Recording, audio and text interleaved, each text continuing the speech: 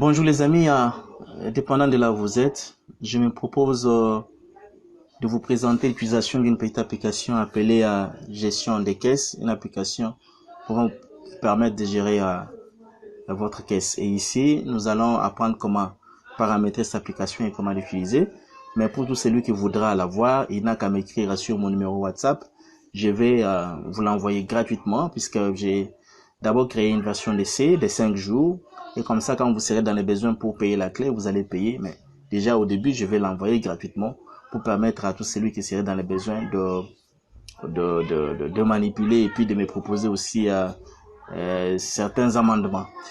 Alors, pour ne pas perdre le temps, il y a des préalables qu'il faut mettre en tête avant d'apprendre l'utilisation de cette application. Il faut avoir les Microsoft Office Access 2007 sur votre machine. Même si vous avez 2016, 2013, 2010, mais pour l'utilisation de cette application, il faut aussi avoir Access 2007. Ça, c'est la première des conditions. La deuxième, il faut avoir votre logo, mais sous format ICO. Donc, avec l'extension ICO. Ça peut être une image PNG, une image BMP, une image JPG. Il faut chercher à convertir cette image en ICO. Et pour ça, pour vous aider, il y a une petite application sur le net qui est téléchargeable gratuitement. C'est l'application Toy Icon qui est là. Vous allez sur Google, vous pouvez facilement télécharger ça. Mais j'ai maintenant le devoir de vous mettre ça dans les setups. Quand vous allez installer les setups, et vous verrez dans les dossiers qui vont se créer dans Program Files, dedans vous verrez ces programmes Toyicon que je vais vous donner gratuitement et comme ça peut vous permettre de créer d'abord votre votre logo, je voulais dire. Ça vous permet de créer votre logo sous format icon. Et pour ça, je vais prendre mon image qui est là en format PNG. Je vais créer une autre image avec les icônes. Je l'amène au-dessus. Je lâche, je patiente un peu. Il va me créer, voilà, il m'a créé la même image mais avec l'extension ICO que je vais devoir utiliser dans mon application. Et maintenant, je peux lancer l'installation. Je double-clique sur les setups. Il demande de choisir la langue. Ici, il y a les français, l'anglais. Je prends les français, je dis OK. Là, je dis suivant, suivant, suivant. J'accepte de créer des raccourcis sur les bureaux. Je dis suivant, installer. On a installé l'application. Voilà, une fois terminé, je dis terminé. Et là, il crée l'icône sur les bureaux et il se lance automatiquement. Alors, dès qu'il se lance, vous les fermez puisqu'il faut d'abord paramétrer avant l'utilisation. Je ferme, je dois paramétrer cette application pour qu'elle soit manipulable ou utilisable. Et pour ça, je vais sur les disques C, la racine, disons là où se trouvent les systèmes d'exploitation. Je vais entrer, comme chez moi, les systèmes se trouvent dans la partition C, je vais entrer à l'intérieur. Et dedans, je vais chercher les dossiers Program Files ou Programme x86. J'entre dedans. Et je trouve mon dossier gestion de caisse qui est là. Je vais faire un clic droit sur les dossiers. Je vais sur propriété et sur sécurité. Et là, j'appuie sur le bouton modifier. Dans la nouvelle boîte qui s'affiche, je cherche utilisateur et je coche la case contrôle total qui coche automatiquement celle de modification. Après, je dis appliquer, puis OK. Et là, j'ai fini le paramétrage. Je peux fermer rapidement et je peux relancer mon application. Je relance l'application. Voilà, ici, l'utilisateur par défaut, c'est admin. Et les mots de passe. Et d'ailleurs, quand vous choisissez l'utilisateur, et là, il vous dit qu'il vous reste encore 5 jours d'utilisation de ce logiciel. Je le disais au début que c'est un logiciel avec la version d'essai pour tout celui qui voudra essayer. Et celui qui trouvera que ça va, il pourra me contacter pour avoir la clé.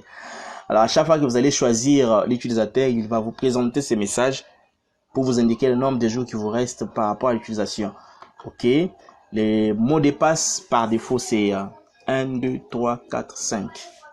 Et je peux me connecter. Voilà, la première fois quand vous connectez, il vous demande les informations concernant l'entreprise qui va devoir utiliser l'application. Et surtout que c'est la première fois et que cette application sera utilisée à l'entreprise. Ces informations sont demandées une seule fois, disons au début de l'utilisation de l'application, et le reste des jours, vous allez commencer à utiliser sans pour autant passer par cette interface. Alors ici, on va donner le nom de l'entreprise. Je vais dire par exemple Nkolo Nabika moi. C'est le nom de mon entreprise. Le nom abrégé c'est NB. Ville Kinshasa. Adresse complète c'est Kinshasa. Bar Sele. Bar Nikonga. Bar Efobank. Alors, numéro de téléphone, je mets mon numéro. Plus 243 970 81 77 79. Alors ici, je dois préciser les logos. Donc quand vous appuyez là, c'est pour préciser là, c'est tout les logos. Et vous allez vous rappeler que mon logo est sur les bureaux sous format ICO. Donc je vais rapidement sur les bureaux, je cherche la petite photo avec le format ICO qui est là. Petite photo avec le format ICO qui est là, je prends. Et j'ai dit, là, il m'informe que le fichier a été bien sélectionné. J'ai dit OK et puis je valide. Le logiciel va redémarrer. Donc, ça va s'arrêter et je serai obligé de redémarrer. Voilà. Alors, je vais redémarrer l'application. Ici, je vais choisir Admin. Il va toujours m'afficher ce message tant que le logiciel n'est pas encore activé. Je dis OK. Ici, je vais mettre le mot de passe 1, 2, 3, 4, 5. J'ai dit connecter. Voilà. Ici, il va demander que vous puissiez enregistrer un chef. C'est lui qui va viser tous les rapports qui seront imprimés par rapport avec la caisse. Alors, il y a des personnes qui vont devoir utiliser cette application. Il y a l'agent payeur, c'est lui qui gère la caisse. Il peut être autrement appelé un comptable ou un caissier. Et aussi les chefs qui doivent viser chaque entrée et chaque sortie. Et pour ça, ils doivent d'abord s'enregistrer avant l'utilisation. Et cet enregistrement se fait une seule fois, juste quand l'installation commence. Et le reste des jours, vous pouvez facilement travailler sans pour autant passer par ici. Alors, je vais dire OK en disant oui. Il me donne l'interface permettant d'enregistrer les chefs et l'agent payeur. Je dis par exemple, ID, je mets 01. Les noms, je mets Mbombo. Poste nom, je mets Passoir. Prénom, je mets Jacob. Les numéros, cette fois-ci, je vais mettre un autre numéro de Jacob, plus 243 82 522 34 82. Alors, fonction, ici, je m'enregistre comme chef, sexe masculin. J'ai dit ajouter. Je peux aussi ajouter un agent payeur, dit Passoir, Mbombo, Ben. Je prends un autre numéro de Jacob, plus 243 84 0092 502. Fonction, cette fois-ci, agent payeur, sexe masculin, et j'ajoute. Je ferme et je peux relancer l'application cette fois-ci pour l'utilisation. J'ai fini les paramétrages et maintenant, je peux facilement utiliser l'application. Et là, je reviens ici, admin. Je vais mettre la clé 1, 2, 3, 4, 5, connecté. Voilà, et là, j'ai l'interface de mon application composée de ces menus, opération, affichage, outils, activation, à propos, équité, et quelques raccourcis de commandes de ces différents menus. Alors, sans trop tarder, je vais commencer avec le menu opération qui comprend 4 commandes. La première commande, c'est APRO-Caisse qui permet d'enregistrer les recettes ou les approvisionnements à la caisse. J'appuie. Ici, il me demande de préciser la devise. Ça peut être en dollars ou en francs. C'est comme chez moi, dans mon pays, il y a les dollars et les francs congolais. Alors, je prends par exemple les dollars. Il me dit les motifs de cet approvisionnement. Je dis par exemple, c'est achat carburant. Et là, il me demande les montants. C'est combien d'argent? Cette recette est de combien d'argent? Je dis par exemple, c'est $350. En mettant 350, il génère déjà et les montants en lettres. Et ici, je peux mettre un code de référence, n'importe lequel. Mais par exemple, G5. Et puis, j'enregistre. Après l'enregistrement, une fois que j'ai valide, OK, il me présente un document. Il me présente un document, voilà. Je peux l'agrandir, je peux zoomer. Voilà, ce document reprend les noms de l'entreprise, abrégé, l'adresse, tout ça. Les logos, vous voyez, le logo est là, de part et d'autre. Et les numéros de ces bons, c'est un bon de caisse numéro 1. Et là, vous pouvez facilement lire avec moi, la caisse est créditée de, montant en chiffre, $350, montant en lettres, $350. L'argent destiné à l'opération d'achat carburant fait à Kinshasa à la date d'aujourd'hui. Et vous voyez ici le nom de votre agent payeur qui est enregistré juste dans les paramétrages. Et ici, le nom de votre chef. Donc, s'il faut imprimer, je peux aller là-bas et imprimer ce document. Donc, je peux appuyer sur imprimer et j'ai la possibilité de voir l'aperçu avant impression. Et ici, je peux lancer l'impression sans problème. Alors, je peux fermer. Je reviens cette fois-ci sur opération, mais avec sortie. J'appuie sur sortie. Je vais sur source cette fois-ci. Avant de libérer l'argent, avant de dépenser l'argent, vous devez préciser la source de cet argent. Je dis par exemple, ça provient de achat carburant. Et là, il m'indique ce qui est dans les stocks par rapport à achat carburant, c'était 350. Et qui est le bénéficiaire? Cet argent va tomber dans le mail de qui? Je dis par exemple, c'est Vicky qui va prendre l'argent. Motif et achat 10 litres mazout. Alors, les montants, je dis par exemple $25 et j'enregistre. Je dis OK. Là aussi, il y a un bon des caisses qui est généré, un bon des sorties qui est généré. On peut les lire, je peux zoomer, on peut lire ensemble. C'est les bons des caisses ou les bons des sorties, je voulais dire, numéro 1, qui dit la caisse est débitée de montant en chiffre $25, montant en lettres 25, bénéficiaire Vicky, argent destiné pour l'opération d'achat 10 litres mazout, Feta Kinshasa, agent payeur, ainsi de suite. Bien. Alors, en Dota, toujours dans opération, nous avons historique APO. Lui, donne les différentes opérations liées à l'approvisionnement de la caisse. Ici, on peut aussi imprimer. J'appuie. Voilà, j'ai un formulaire qui répond, je peux zoomer. Voilà, j'ai un formulaire qui répond et ce que nous avons fait en termes d'approvisionnement. Il n'y a eu qu'un seul approvisionnement qui apparaît. Je ferme. Nous avons aussi historique sortie. Ici, il indique toutes les sorties qui ont eu. Je peux imprimer. Voilà, vous pouvez aussi voir, c'est presque la même chose. Je peux zoomer là. Je peux bien zoomer. Voilà, vous pouvez voir ce que nous avons fait récemment qui s'affiche là. Bien, je peux aussi ajouter un autre approvisionnement. Je dis par exemple, opération appro. Je prends devise. Pour le moment, il me dit que dans la caisse, j'ai 350. Mais il y a l'argent qui est arrivé, par exemple, paye agent. Paye employé. Voilà. Montant, je dis par exemple $1000 ou $520 par exemple. Montant $520. Et référence, je mets par exemple H5. Enregistré. Je dis OK. Voilà, il me sort un bon d'entrée au bon des caisses. Vous avez un bon des caisses numéro, la caisse est créditée d'or, tout ça. Vous pouvez voir facilement.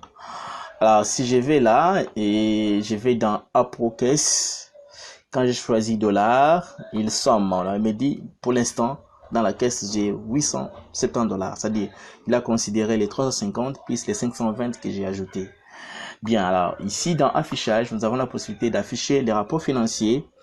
Les rapports financiers qui indiquent les dépenses effectuées sur base de l'argent par rapport à une opération bien déterminée. C'est comme ici, je peux par exemple prendre achat carburant. Vous allez constater que les salaires n'apparaissent pas puisqu'il n'y a pas encore eu de dépenses pour les salaires. C'est ainsi qu'il n'apparaît pas là-bas.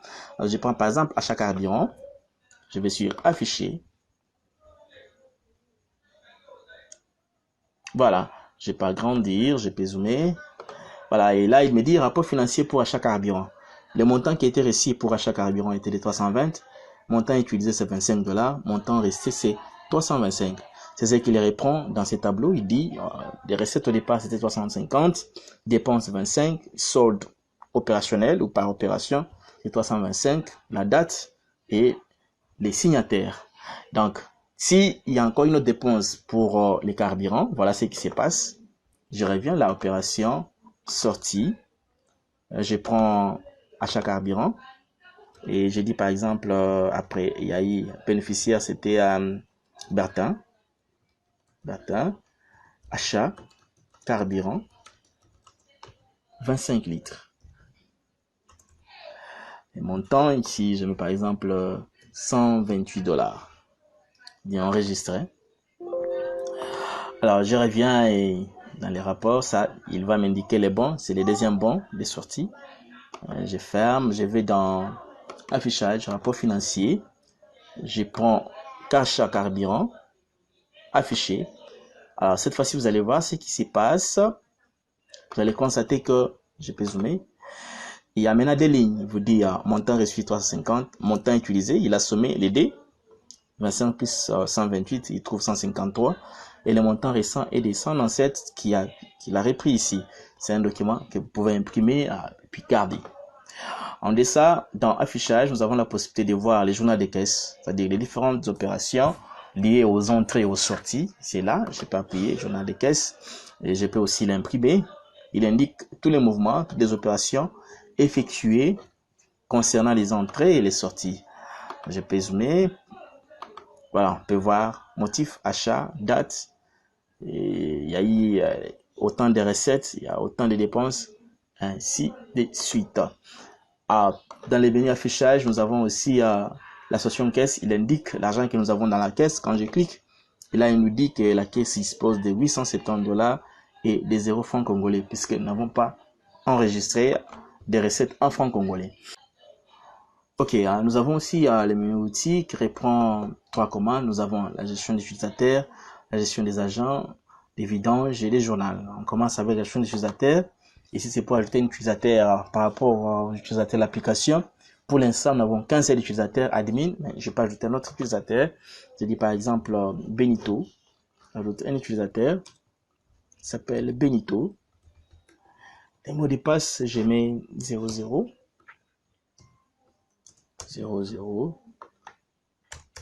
Et ici, je peux choisir s'il peut être un utilisateur admin ou un utilisateur simple, qui dépend de moi. Je prends par exemple admin et je peux l'ajouter. Utilisateur ajouté avec succès. Voilà, il y a toujours dans le même menu, il y a aussi gestion des agents. Ici, je peux ajouter les agents payeurs, chefs, et ainsi de suite. C'est l'interface qui est juste, qui est apparue juste au début là, qui consiste à ajouter les chefs et l'agent payeur. On peut aussi les ajouter à l'intérieur de l'application. En dehors de ça, nous avons aussi vidanger. Vidanger, c'est une opération qui consiste à éliminer tout ce qu'il y a comme élément, comme données. C'est ainsi que ici, quand vous lancez, on vous demande, on vous pose la question si réellement vous voulez supprimer tout.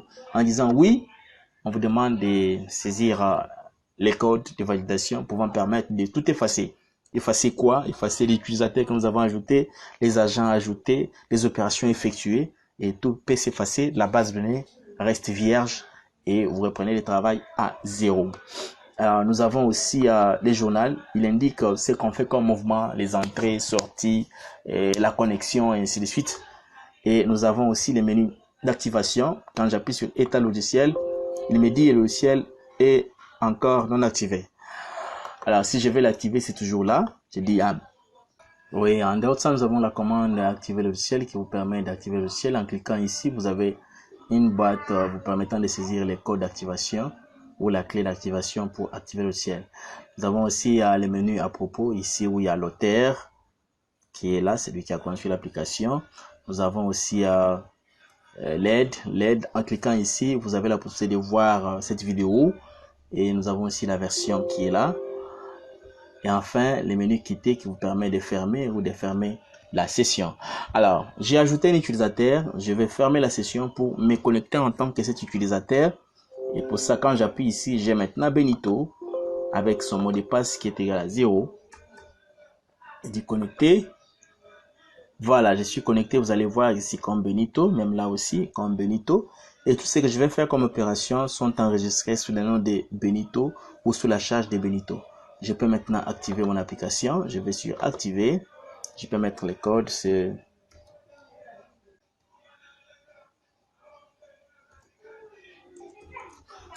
validé. Clé activée avec succès. Le logiciel va redémarrer. Alors, il redémarre. Maintenant, il ne pose plus le problème de version d'essai de 5 jours, ainsi de suite, puisque le logiciel est activé. Alors, je voudrais que tous ceux qui seront dans les besoins puissent me contacter, m'écrire sur WhatsApp. Je vais vous envoyer cette application gratuitement. Vous allez l'exploiter et puis me donner vos conseils par rapport à l'utilisation, par rapport à vos amendements. Et ceux qui voudront l'avoir, toujours sur WhatsApp, on pourra discuter et voir dans la mesure du possible comment vous pouvez entrer en possession de ça. Merci et je vous prie de me contacter pour tout ce que vous avez comme besoin en matière de conception d'applications. Et nous serons là ensemble, on va partager, c'est un peu de nous entraider. Merci beaucoup.